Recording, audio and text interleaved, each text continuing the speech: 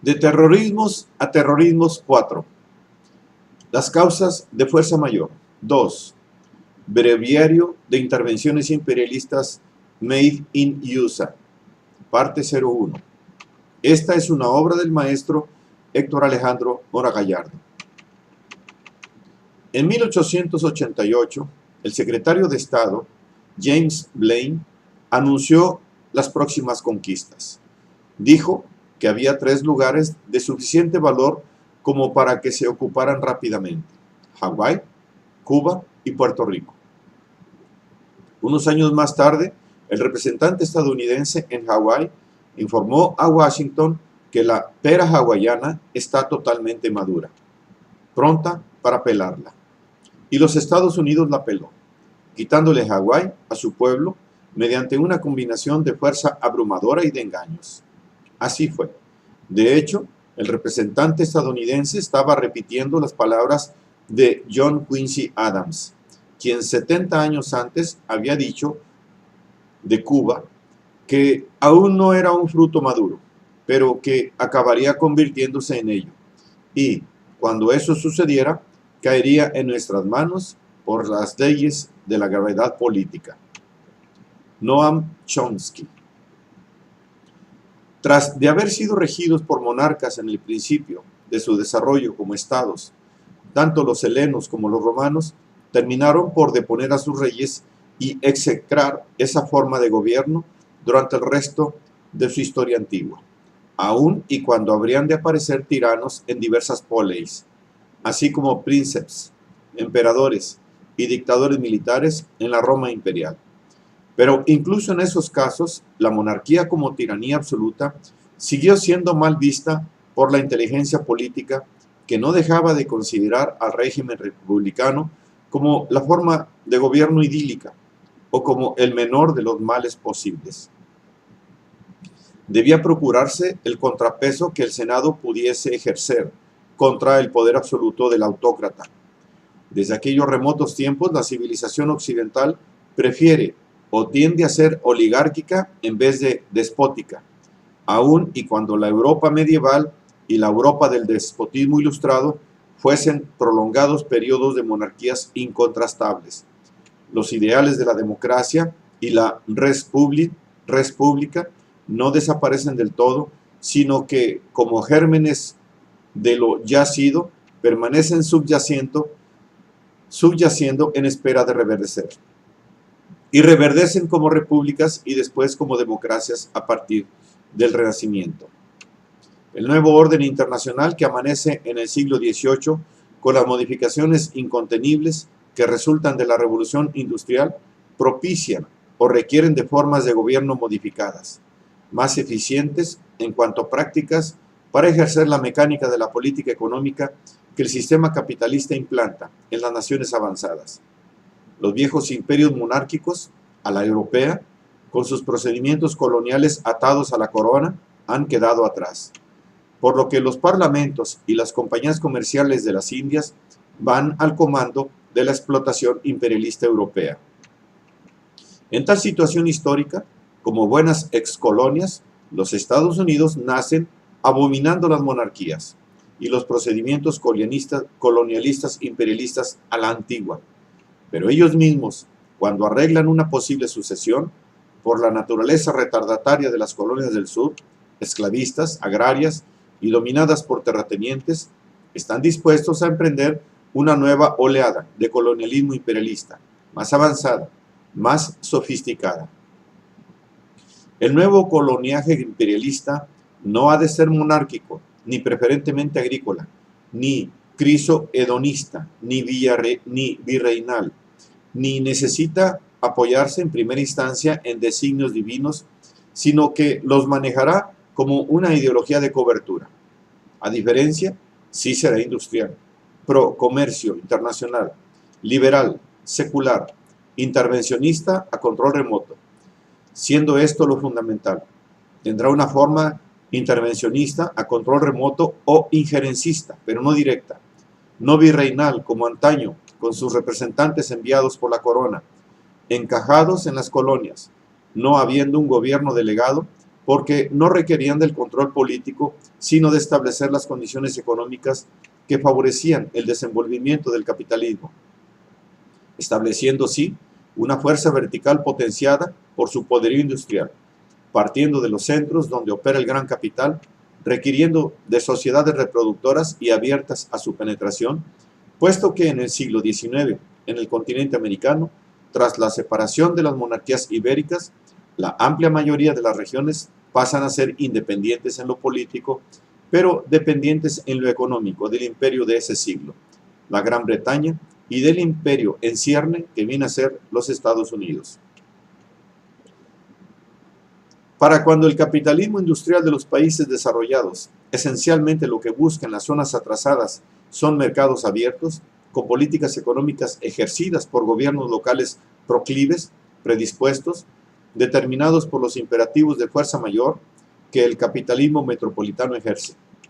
Con una política intervencionista que tiene a su favor el desarrollo superior de las fuerzas productivas materializadas en industria, milicia, inteligencia pragmática, funcional, que actúa presionando a los países, ya en ese tiempo subdesarrollados, para que implementen en sus naciones burguesas el mismo modo de producción capitalista, aunque en su caso infradesarrollado.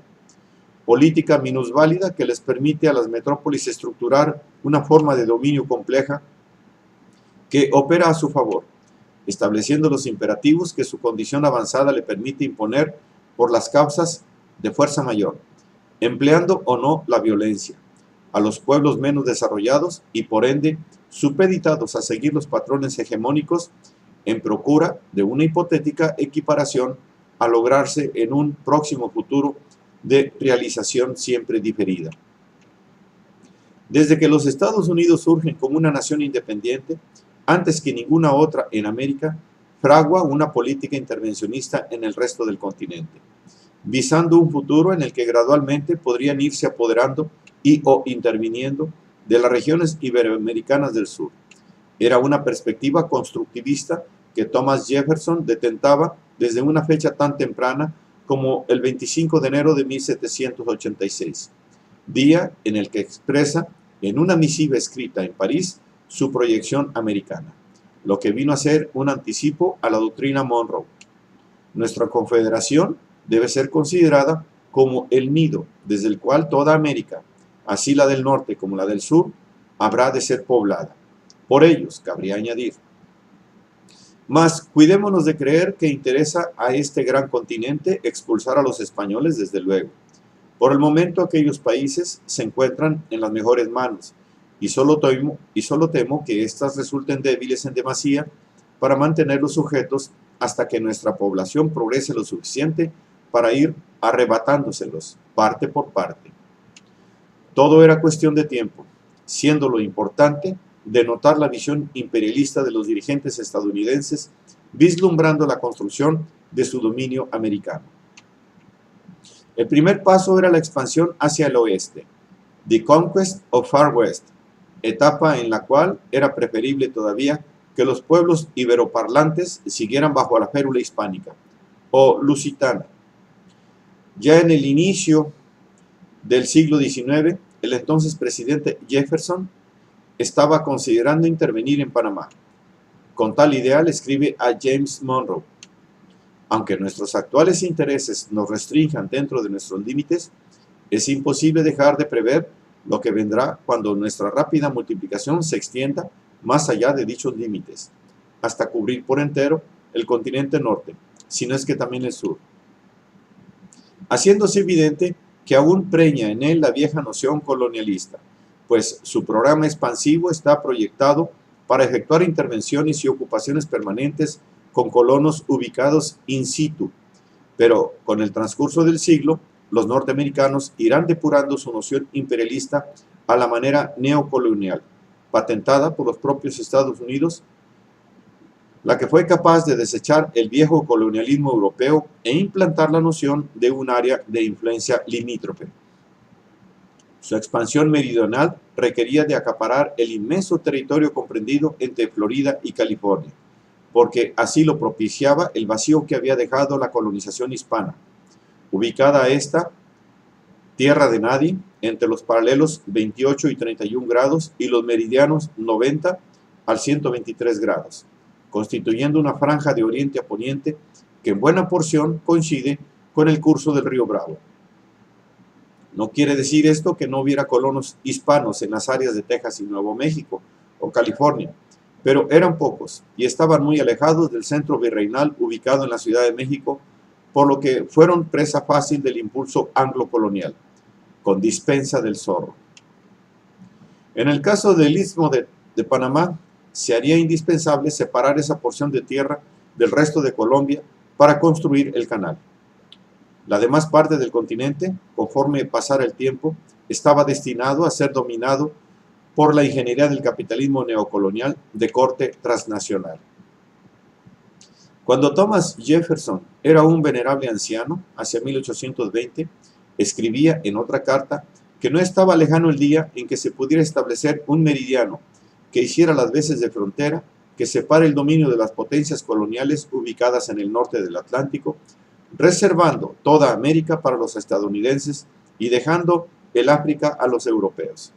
El león americano se serviría pacíficamente de sus corderos, a los cuales iría convirtiendo en tiernas ovejas conforme se fuese incrementando su poder imperialista, el que crece al unísono de que el sistema capitalista prospera. Los Estados Unidos se fueron convirtiendo en una potencia imperialista en el transcurso del siglo XIX.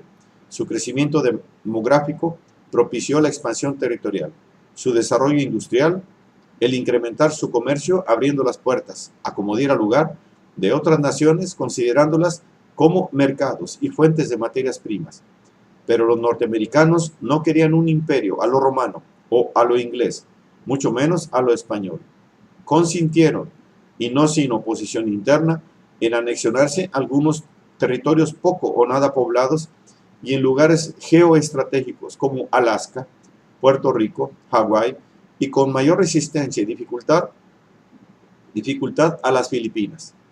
Pero en realidad no necesitaban colonias gobernadas desde Washington para poder ir imponiendo sus intereses mercantiles en América Latina por el Atlántico o por el Pacífico en ruta hacia Japón y China, incluyéndose también otro tipo de colonias virtuales como Cuba a partir del siglo XX, en la cual bastaba con tener un gobierno proclive, construyendo, sí, alguna nación independiente supeditada a sus designios allí en donde fue estrictamente necesario por motivos geoestratégicos, como fue el ya aludido caso de Panamá, reservándose los estadounidenses el derecho de intervenir militarmente solo en circunstancias extremas, en las que el orden liberal capitalista no se ha respetado.